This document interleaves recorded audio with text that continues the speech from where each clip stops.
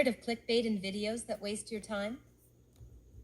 Here's a quick rundown by an actively practicing lawyer who has followed Dan Markel's case for years about why Charlie Adelson is not going to flip on Wendi Adelson.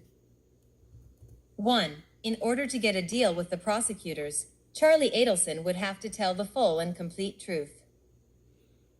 Even Luis Rivera understood this requirement of telling the full truth if he wanted to cut a deal and get a reduced sentence for his role in Professor Dan Markel's murder.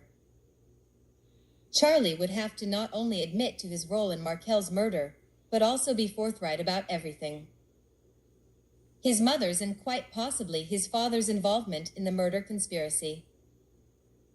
Telling a half-truth and trying to pin it all on his sister Wendi isn't going to cut it, because the state no doubt already have proof and the belief that Donna Adelson and possibly Harvey were all involved together.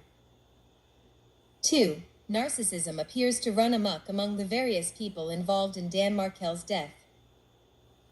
Through all his wiretapped calls and undercover recordings, and through the words of people who knew him, Charlie is not the type who will accept blame.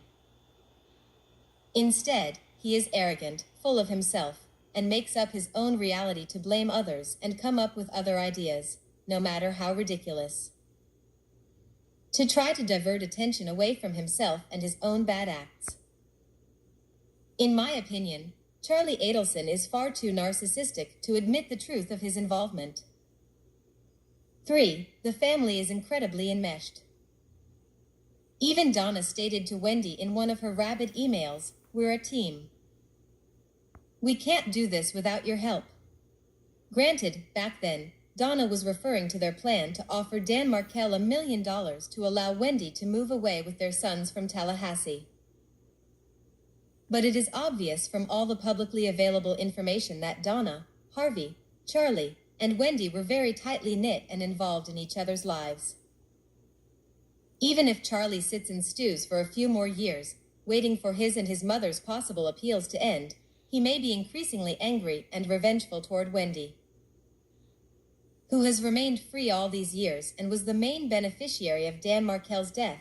But if Charlie were to flip and rat out Wendi, he would anger his beloved mother and father. Donna and Harvey would be very disappointed and angry that Charlie broke their ranks and was no longer loyal. If Charlie also had to divulge all of Donna and Harvey's actions, which would be required to get a deal, he would be a complete traitor to his own parents. Right now, it appears that only Harvey Adelson is Charlie's main conduit to the outside world, and he is also Donna's main conduit too. No doubt being the one who funnels money to their commissary accounts, takes care of their needs, handles the finances, and takes their phone calls. Therefore, it would make absolutely no sense for Charlie to break away from his family to rat them all out, thereby cutting off possibly his last remaining supporters. 4. Lastly, what kind of deal anyway would the state be willing to give Charlie Adelson at this late hour? Would an arrogant person like Charlie even be willing to be imprisoned 20 years in exchange for turning on his sister and parents? They wouldn't just let him out with a slap on the wrist. He's already been convicted and sentenced for first-degree murder, conspiracy, and solicitation, and the case against Donna Adelson appears to be very strong, in my opinion. None of us knows what other evidence the state may have against Wendi and Harvey Adelson, but the ties Charlie has to his parents is too strong for him to even consider flipping. Perhaps in the future, after appeals have been exhausted and both his parents pass away, Charlie might be willing to tell all.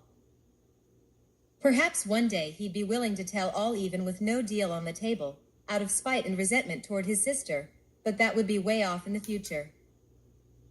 And maybe by then, Wendi will have already been charged and convicted. That's all I have to say for now on the issue of whether Charlie Adelson will flip on Wendi. Thanks for tuning in and for your support of this channel. Hoping for more justice for Dan.